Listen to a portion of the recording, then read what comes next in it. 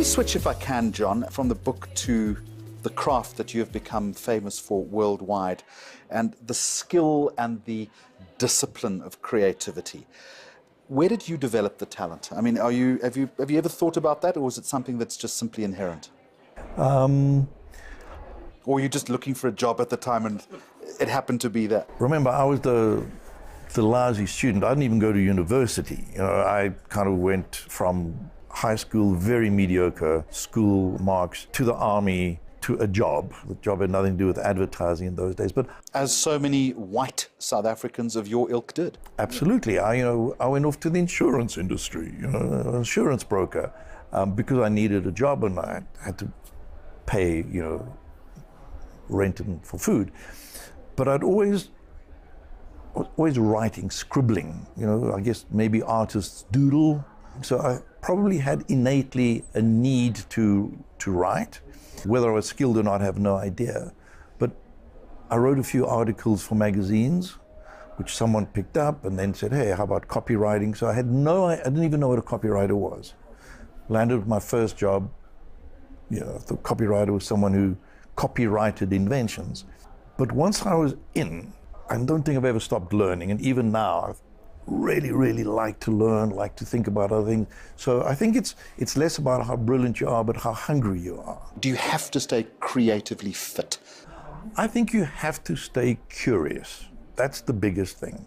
And in that curiosity, you find other avenues.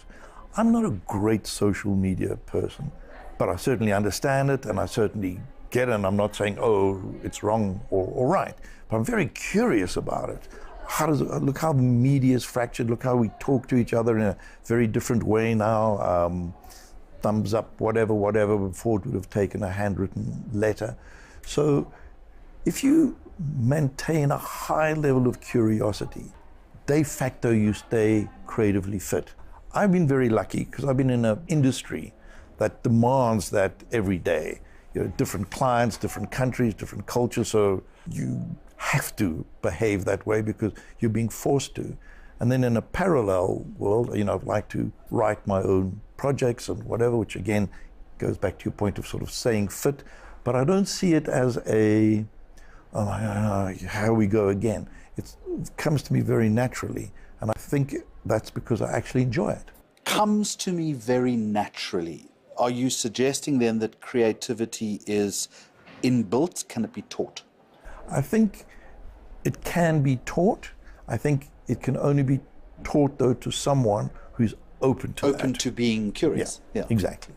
Which is not always easy. Although maybe a younger generation, the millennial generation, because they have access to so much more information, already has that curiosity that is inbuilt. It can go either way.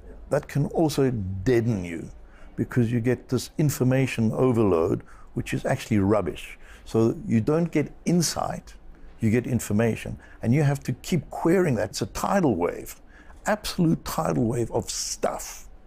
So it's interesting, but how many purple cats on a skateboard can you see? But yeah, sort of it's the curse of Google in many ways, isn't it? Exactly. It's all there, isn't it? So you have to filter through the stuff which we never had to do in a thoughtful way. Otherwise, you end up understanding a lot of that superficial stuff, but I'm not sure how deep you get. And that's not to say that's not good, because Google also helps you so much when you do want to get deep on stuff. So I'm not blaming technology. I'm just saying we have to be very careful as receivers of all this stuff. It's an enabler, in other words, but you have to be judicious in the way in which you use it and how you filter it. Yeah, absolutely.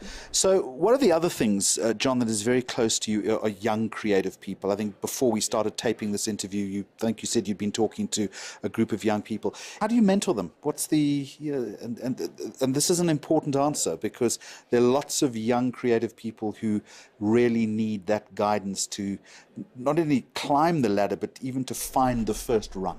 Yeah. Again, I wish I could say the silver bullet is, but I think in South Africa, given its huge level of inequality and whatever, we should be the world leaders at mentoring. Because if ever it's needed, needed in this country. But we failed dismally in that respect. Yeah. We try here a lot to create communities globally. It's the same. We have so many programs. Some work terrifically well, some are average. It goes back, believe it or not, to the hunger of the person you're talking to. How do you know when a creative idea is going to stick? If it's going to be a top 1%, boom, it's so obvious. And it's like, when I was the president at Cannes, the top 1%, no one argues about. It's so self-evident. How? How is it self-evident? Well, normally it fits a very, very simple criteria. It's extremely relevant and it's extremely unexpected. So you have to have unexpectancy linked to relevancy, because then wow, that's amazing. If it's unexpected, but it's not relevant, well, you can stick an ape in a jockstrap. That's unexpected, but is it relevant? On the other hand, if it's very relevant, it drifts into information done before, mediocrity. So you keep pushing for that, and then you get bad ideas, good ideas, great ideas, and then you get iconic. And those iconic, you just go, wow, I've got it. Then the rest's a bit of a fiddle-dee-dee. That's the magic dust. Yeah. And no one can explain that. And it's very difficult to define. And often by defining, it dissipates. Yeah. And you do need lots of courage, because 9 times out of 10, the magic doesn't have a reference point. That's the problem. Clients, agencies, they say, oh, what's it like? But the moment you're saying, what's it like, it's been done before, because you can reference it. So much greater level of courage, much greater level of, I'm not sure, but something says this is going to work for that magic. And it's very difficult to explain to clients, especially when you have a big budget. And so often it goes back to I think clients buy you before they buy the idea. And they go, I believe this person, I'm going with it. I'm loath to ask this next question because you've been asked this a gazillion times before. And I'm trying to think of a better way of rephrasing it. The initial question that I've got jotted down here is the creative high point in your professional advertising life. But let me invert it unexpectedly if I can. What's the worst idea you ever had? I've had quite a few. If it doesn't come, it doesn't come. No, it doesn't come, but again, to be honest, I remember in the early days, we handled the national account, which was going very well, and they still, I think, use the line we came up with, saving you time, saving money, putting you first. Yeah. So that's been around a long time. Yeah. And they were a very, very collegiate, sales-based, let's go get them kind of thing. And I remember watching a TV series called Hill Street Blues, and they started every meeting with a very, okay, you be careful out there. You be careful out there. All that kind of stuff. There's a great big sergeant behind the desk. Yes. And we took that and we did a TV commercial on the sales team talking about it, and it failed hopelessly because they were all a bunch of happy chaps, and we turned them into rough, rugged guys. And I mean, it said exactly the right thing, but it said it in exactly the wrong way. And after about 4 or 5 flightings, I remember the only time I got to, please take this off. See, here's a final question for you. Do creative guys ever hang up their boots? Or in your case, your sneakers? My sneakers. Yeah.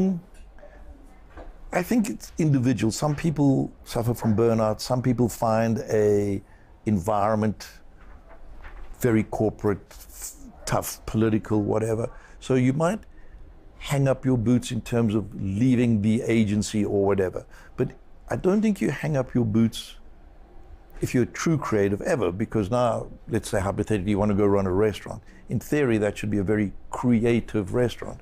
You want to write a book, you want to run a B&B. I would like to think could be a creatively run B&B. But it's a tough industry and it takes a lot out of people, so you have to also find ways of topping yourself up. Otherwise, you just can run on empty. You know, those petrol fumes get you so far, and then some days are tough. So, you know, I understand when people say, I'm heading to the coast, or whatever they do. That actually wasn't the final question. There's one more. How often do you go back to Hillbrow? Well, I went 2 years ago for, no, it'll be long enough, 4 years ago, for a whole day.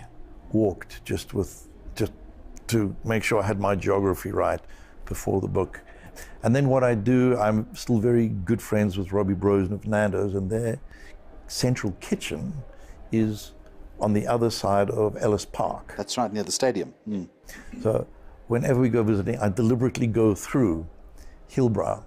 And it's just kind of like, you know, still my hood in a weird way. And I know it's got terrible press, and I know people say, well, hope you don't do that at night and all this.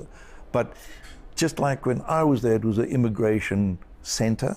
It's an immigration center again.